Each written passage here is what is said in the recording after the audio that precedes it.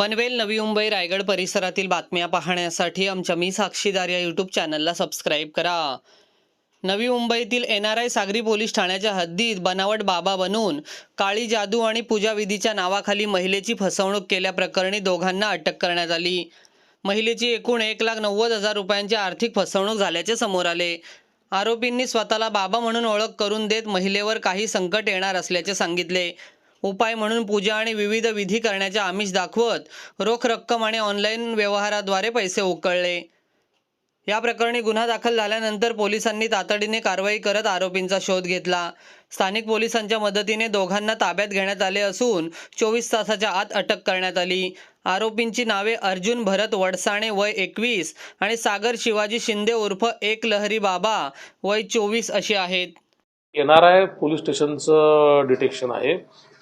NRI police स्टेशनला एक complaint आली जादूटोण्याची आणि सध्याचे भोंदूबाबांचं सगळीकडं आपण ऐकतोय त्याच्याबद्दलची एक तक्रार होती। पीडित महिला आहे।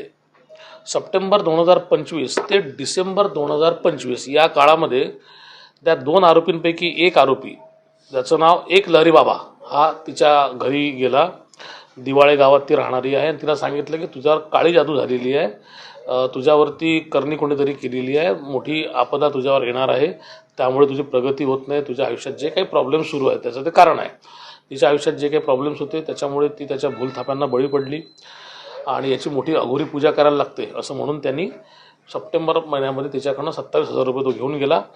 ऑक्टोबर महिन्यामध्ये त्या एक लहरी बाबा त्याचा जो गुरु आहे टंटन बाबा त्याला घेऊन आला आणि या दोघांनी त्या महिलेच्या घरी ऑक्टोबर महिन्यामध्ये पूजा घातली।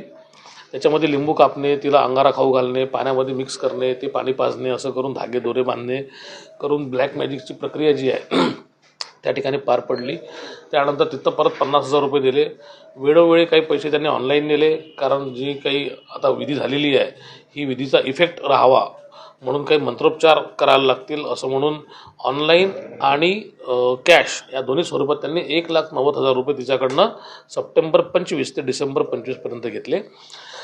जेव्हा हे सगळं सुरू झालं नाशिक प्रकरणानंतर सगळं भोंदूबाबांचं सगळीकडे बातम्यांमध्ये यायला लागलं तेव्हा त्या महिलेला खात्री पटली की आपलीसुद्धा अशीच फसवणूक झाली म्हणून ती NRI पोलीस स्टेशनला काल आली।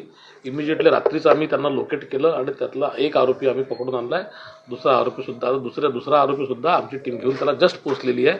आपली PC चालू असताना एक आरोपी आम्ही सकाळीच घेऊन आलो। असे दोन्ही आरोपी जे आहे एक लहरी बाबा आणि टंटन बाबा हे आमचे NRI पोलीस स्टेशनचे सिनियर PI देवेंद्र पोळ त्यांची टीम DBची यांनी हे अथक परिश्रम घेऊन कामगिरी 24 तासाच्या आतमध्ये उघडकीस आणली आहे।